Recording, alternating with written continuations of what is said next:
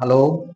Hello, नमस्कार। आप लोग के सामने एक वीडियो फिर से लेकर हम आए हैं, जिसका नाम है आप कंप्यूटर की जो पीढ़ी है, जनरेशन ऑफ कंप्यूटर इसको कहते हैं। Generation of computer, generation of computer. Computer हम लोग ये चीज पढ़ेंगे। कंप्यूटर ऑफ जनरेशन में हुआ था क्या कि कंप्यूटर का 5 जनरेशन है, यानी कि प्रथम जनरेशन में क्या डेवलपमेंट हुआ, सेकेंड जनरेशन में क्या डेवलपमेंट हुआ, थर्ड जनरेशन में क्या डेवलपमेंट हुआ, और फोर्थ जनरेशन में क्या डेवलपमेंट हुआ और कब से कब हुआ, और फिफ्थ जनरेशन में क्या डेवलपमेंट हुआ। तो पहला आज ये कंप्यूटर ऑफ जनरेशन का पहला क्लास है। पहले हमने इंट्रोडक्शन टू कंप्यूटर बता दिया, जिसको हिंदी में कंप्यूटर परिचय होता है, और उसमें वो हम पढ़ा दिए हैं। तो आज हम जो है कंप्यूटर की पहली पीढ़ी लेकर आए हैं, जिसका जो है 1940 से लेके 1950 तक विकास किया गया था। तो इसमें पहला जो पीढ़ी है, इसमें क्या विकास हुआ था, तो उसके बारे में हम बताने की कोशिश कर रहे हैं आप लोग को। आप लोग को ये कंपटीशन में भी काम आएगा। अगर कोई पढ़ाई कर रहे हैं कंप्यूटर की, तो उसमें एडीसीए की पढ़ाई कर रहे हैं तो उसमें काम करेगा। और अगर 12th की पढ़ाई कर रहे हैं उसमें काम करेगा। ग्रेजुएशन में अगर पढ़ाई कर रहे हैं उसमें काम करेगा। अगर अभी कोई बीसीए बी या बीबीए कर रहे हैं कंप्यूटर कोर्स, और कोई कंप्यूटर कोर्स कर रहे हैं, तो उसके उसमें भी काम आएगा। लेकिन वो बेसिक नॉलेज के लिए ये है। हम अभी बेसिक नॉलेज के लिए पढ़ा रहे हैं। जो बहुत बड़े पढ़ाकू हैं, तेज हैं, उनके लिए ये नहीं है। लेकिन जो बेसिक जानना चाहते हैं, पढ़ना चाहते हैं, उनके लिए है। तो प्रथम कंप्यूटर में है, पहली पीढ़ी 1940 से 1950 के बीच में विकसित किया गया था। इसमें पहली पीढ़ी के कंप्यूटरों के निर्माण में वैक्यूम ट्यूब का उपयोग उपयोग तथा मेमोरी के लिए मैग्नेटिक ड्रम का उपयोग किया गया था। यानी कि 1940 से 1950 के बीच में जो कंप्यूटर पीढ़ी का विकास किया गया, तो उसमें जो है वैक्यूम ट्यूब का निर्माण किया गया पहले, और मैग्नेटिक ड्रम का उपयोग किया गया मेमोरी को डाटा स्टोर करने के लिए। डाटा और सॉफ्टवेयर को स्टोर करने के लिए पंच कार्ड और पेपर टेप का उपयोग किया जाता था। यानी कि उस समय अभी शुरुआती था, कंप्यूटर का डेवलपमेंट हो रहा था, तो उस समय जो है पंच कार्ड और पेपर टेप का उपयोग किया जाता था डेटा और सॉफ्टवेयर को स्टोर करने के लिए। फिर है कंप्यूटर की गति मिली सेकेंड में मापी जाती थी। अब तो हार्ट में मापा जाता है, लेकिन उस समय मिली सेकेंड में ही मापी जाती थी। मिली सेकेंड देखिए ये है, मिली सेकेंड में मापी जाती थी। देखिए पॉइंट बाय पॉइंट हम लिखकर आपको बताने की कोशिश कर रहे हैं। आप इसमें समझने का प्रयास कीजिएगा, ताकि अगर समझ जाएंगे तो आप लोग को अच्छा लगेगा। फिर क्या हुआ, सॉफ्टवेयर तैयार करने के लिए निम्न स्तरीय भाषा का प्रयोग किया गया, जिसको कि निम्न स्तरीय को कहा जाता है। निम्न स्तरीय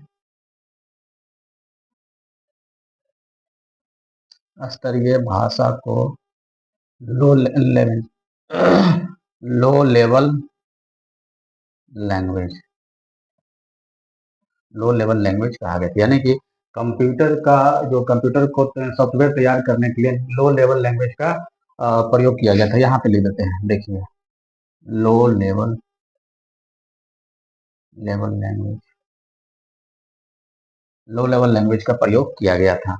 उसके बाद है कि यह आकार में बहुत बड़ा होता था, बिजली भी खपत होता था, इसमें गर्मी उत्पन्न होता था, यानी कि मशीन हीट भी होता था, हर मशीन हीट भी होता था, और काफी बड़ा होता था। यानी कि आप समझ लीजिए कि एक समझिए कमरा इतना बड़ा एक कंप्यूटर होता था, और उसमें जो है वो गर्मी भी उत्पन्न होता था और बिजली भी। अब ऑटोमेटिक स्वाभाविक सी बात है कि जहाँ बड़ा मशीन रहेगा तो बिजली खपत ज्यादा होगा, गर्मी होगा, हीट होगा।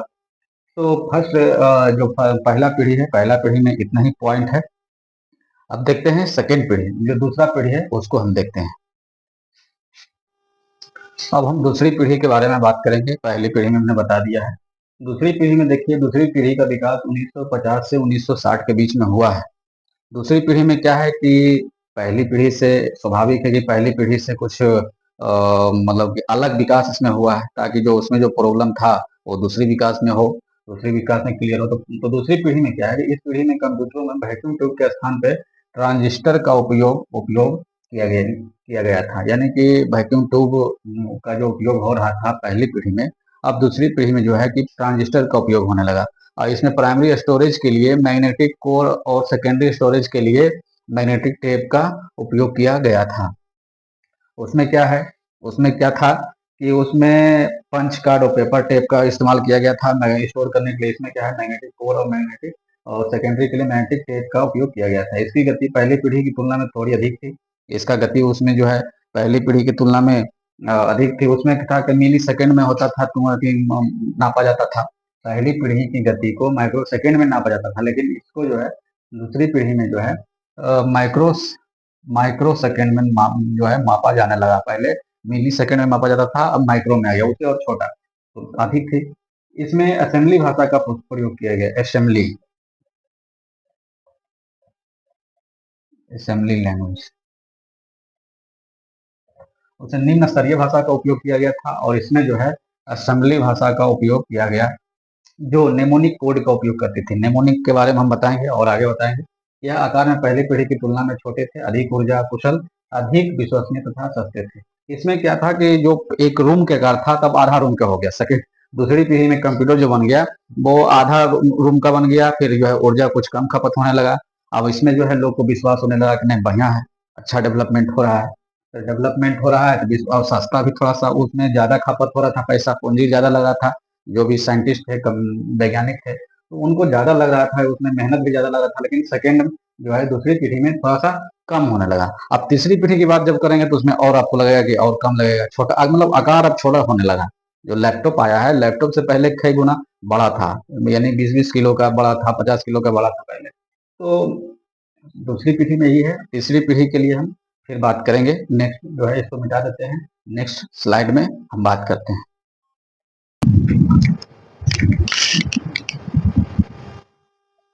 देखिए तीसरी पीढ़ी की अगर बात किया जाए, तीसरी पीढ़ी की बात किया जाए तो तीसरी पीढ़ी का विकास 1960 से 1970 के बीच हुआ था। तो तीसरी पीढ़ी में विकास क्या हुआ था कि इस पीढ़ी के कंप्यूटरों में एकीकृत सर्किट का मतलब होता है आईसी। इसको आईसी बोलते हैं, इसको जो है आईसी बोलते हैं। आईसी का होता है इंटे integrated circuit, integrated circuit IC short में, और हिंदी में एकीकृत सर्किट का उपयोग किया गया था, जिसमें कई ट्रांजिस्टरों को एक चिप में जोड़ा गया था। आईसी चिप जैक केल्वी द्वारा विकसित की गई थी, यानी जैक केल्वी द्वारा विकसित किया गया था। ये था आईसी चिप को ही एकीकृत सर्किट कहते हैं, इसको शॉर्ट में बोलते हैं आईसी, या इसका इंग्लिश हुआ इंटीग्रेटेड सर्किट। उसके बाद हुआ कि इसमें सेकेंडरी स्टोरेज के लिए मैग्नेटिक डिस्क स्टोरेज और मैग्नेटिक टेप का उपयोग किया गया था। मैग्नेटिक डिस्क यानी कि पहले चिप टेप लाता था, अब जो है डिस्क आने लगा। डिस्क के बाद इसकी गति जो है नैनो सेकेंड में हुआ। पहले क्या था, मिली सेकेंड, फिर माइक्रो सेकेंड, फिर नैनो सेकेंड में मापा जाने लगा। उस इनमें जो है फोर्ट्रन, कोवल, बेसिक जैसी उच्च स्तरीय प्रोग्रामिंग भाषा और मल्टीटास्किंग के लिए ऑपरेटिंग सिस्टम, इसको ओएस मतलब हो गया ऑपरेटिंग सिस्टम,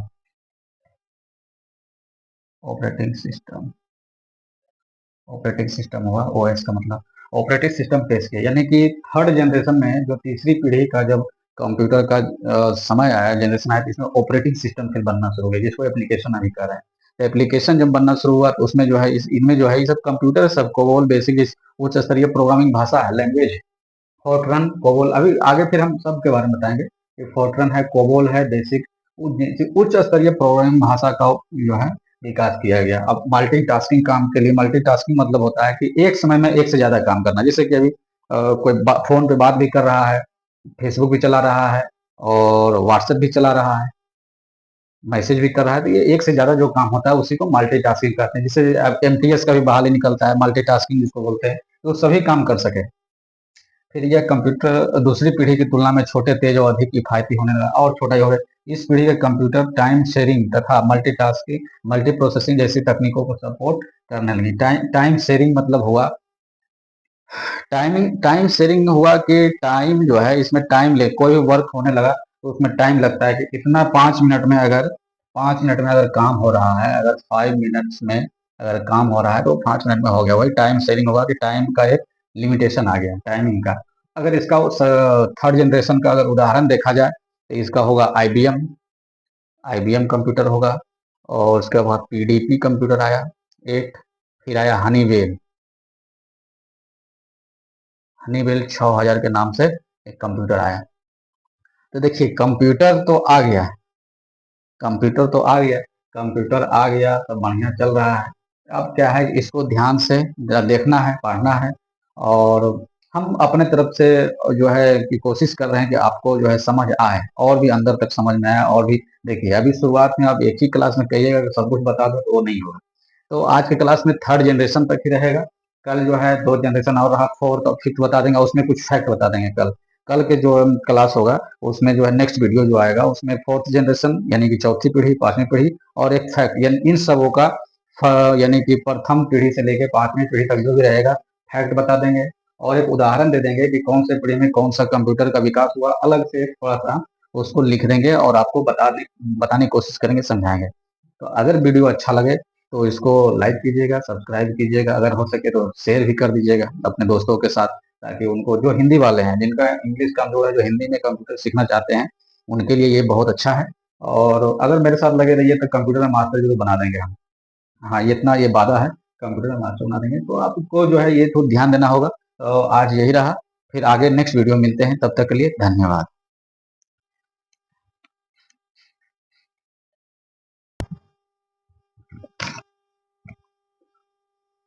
हेलो, नमस्कार। आज हम फिर से एक बार वीडियो लेकर आए हैं। कल जो है कल के वीडियो में प्रथम पीढ़ी से लेकर तीसरी पीढ़ी तक के कंप्यूटर जनरेशन के बारे में हमने बताया था। आज जो है चतुर्थ पीढ़ी को लेकर आए हैं, चतुर्थ और पंचम पीढ़ी को, पांचवा पीढ़ी को बताएंगे। तो प्रथम पीढ़ी में जो हुआ कल हमने वीडियो में बताया है, वीडियो आप देख सकते हैं। दूसरा पीढ़ी तीसरा पीढ़ी तक हमने बताया है, आप वीडियो में जाकर देख सकते हैं वीडियो में कि क्या हमने बताया है। आज जो है चौथी पीढ़ी को लेकर हम आए हैं। चौथी पीढ़ी के कंप्यूटरों में जो है very large scale integration circuit के साथ माइक्रो प्रोसेसर के उपयोग से हुआ, यानी वेरी लार्ज स्केल हुआ। ये very large scale integration, very large integration, VLSI जो है सर्किट है, VLSI सर्किट चौथी पीढ़ी में जो है VLSI सर्किट का निर्माण हुआ, जो कि माइक्रो प्रोसेसर के साथ जो है काम। माइक्रो प्रोसेसर देखिए ऐसी एक चिप है, यह इंटेल का है। अब तो बहुत सारी कंपनी माइक्रो प्रोसेसर चिप ऐसी तरह का चिप है, चौखुट कलर का रहेगा, इतना बड़ा ही रहेगा, इससे ज़्यादा बड़ा नहीं है, उसी को प्रोसेसर कहते हैं। और प्रोसेसर कहते हैं, जिसका सीपीयू कहते हैं, सेंट्रल प्रोसेसिंग यूनिट, उसी को कहा जाता है। और जो है प्रोसेसर एक चिप है, प्रोसेसर एक चिप की तरह है। और इस पीढ़ी में, और दूसरा जो पॉइंट है, इस पीढ़ी में फ्लॉपी डिस्क, सीडी और हार्ड ड्राइव जैसे स्टोरेज डिवाइस पेश किए गए, जो बाद में सॉलिड स्टेट को बोलते हैं, और एसडी सॉलिड ड्राइव यानी ड्राइव में विकसित किया।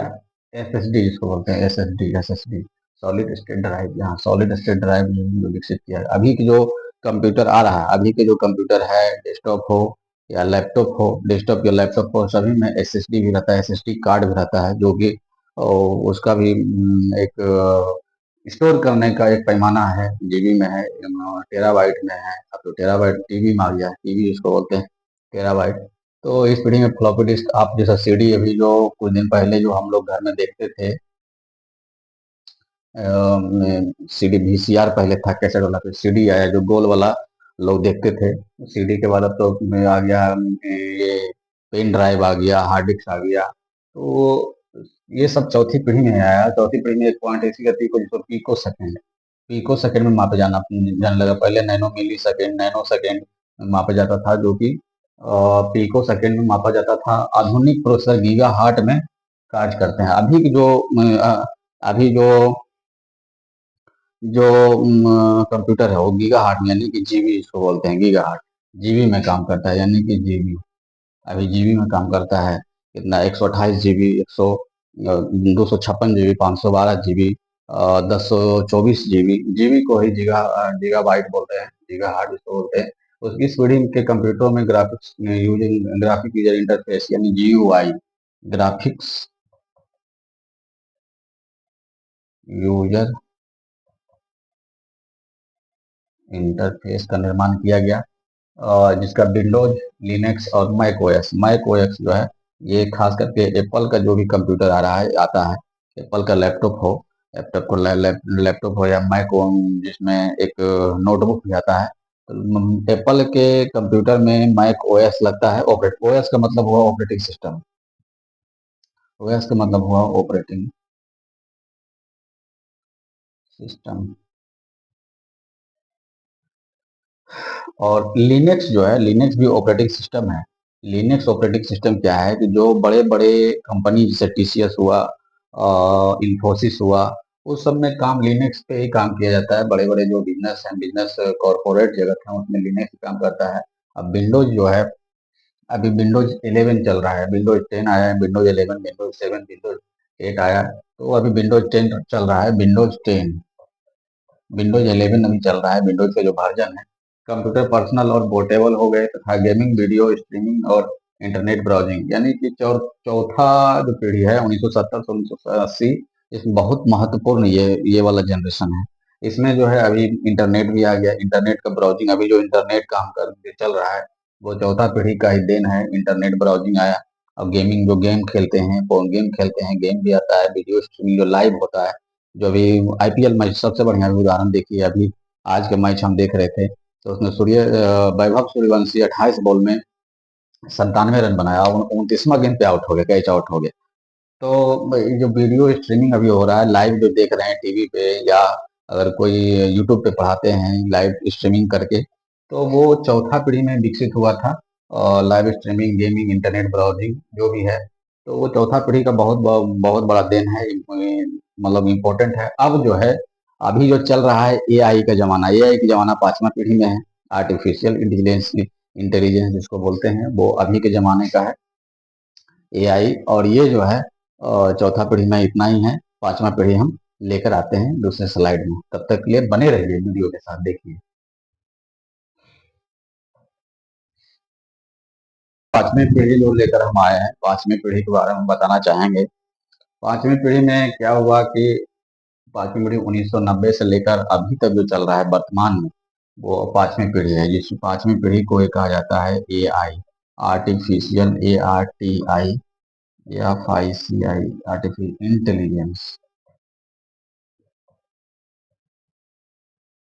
एआई का जमाना अभी चल रहा है। जैसे अभी एआई में क्या आता है, चैट जीपीटी है, गूगल जेमिनाई है, ये सब जो है अभी आर्टिफिशियल इंटेलिजेंस का ही पार्ट है, उसी के द्वारा अभी चल रहा है। तो इस पीढ़ी में, पांचवी पीढ़ी में क्या हुआ, एआई संचालित hardware, quantum computing, nano technology. Quantum computing जो है एआई में ही आया, पैरेलल प्रोसेसिंग पर जो है ध्यान केंद्रित किया गया है। इनमें इन्हें प्रोसेसिंग पावर को और बढ़ाने के लिए यूएलएसआई, यानी कि यूएलएसआई का फुल फॉर्म होता है ULTRA, ultra large scale integration.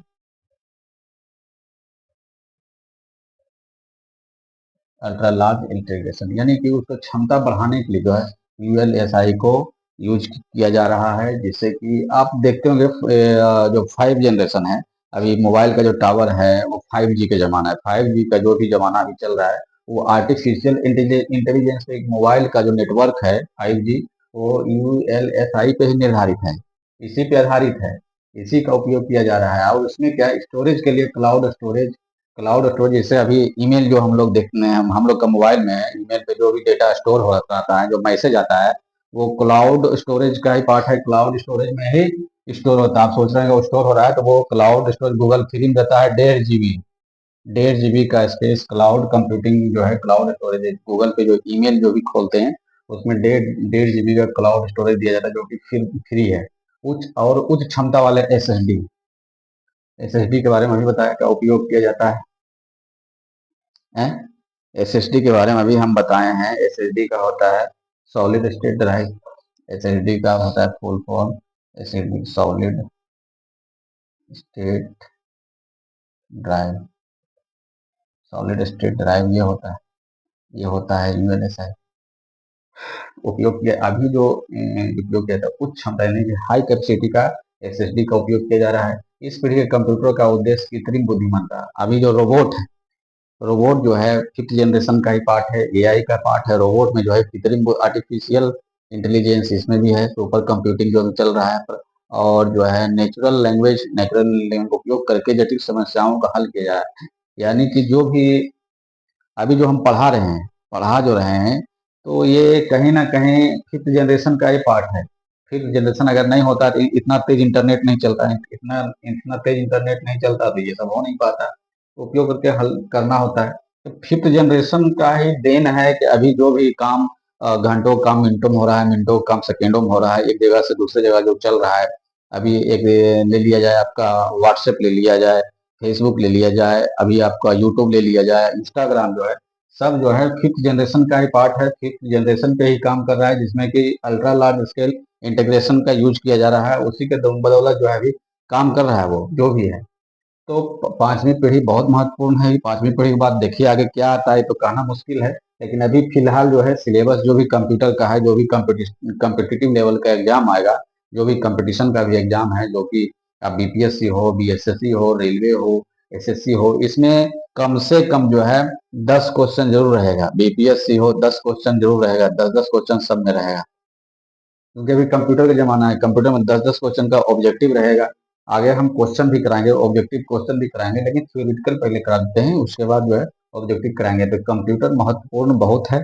और अभी बीपीएससी में कंप्यूटर टीचर का बहाली आने वाला है टीआरई 4 के माध्यम से। तो टीआरई 4 बहुत जल्द ही आने वाला है। स्टेट आएगा, जो कि सेकंड पेपर में कंप्यूटर टीचर के लिए कंप्यूटर का जरूरत होता है। तो अभी कंप्यूटर का आने वाला समय में बहुत डिमांड है, बहुत डिमांड है, बहुत डिमांड है, जो कि कंप्यूटर का यूज सब जगह हो रहा है। जितना भी ऑफिस देख लीजिए, बैंक देख लीजिए, अभी पंचायत भवनों में, बिहार सरकार के पंचायत भवन में जो है अभी कंप्यूटर लगने जा रहा है। हर पंचायत में कंप्यूटर से ही काम हो रहा है। तो कंप्यूटर का बहुत जरूरी काम है। तो आज बस इतना ही है कि जनरेशन आज खत्म हो गया, ये पांचवी पीढ़ी आज खत्म हो गया। कल हम फिर जो है लेके आएंगे नया, जो है नया सिलेबस में नया टॉपिक लेके आएंगे कल फिर। तब तक के लिए आज इतना ही है।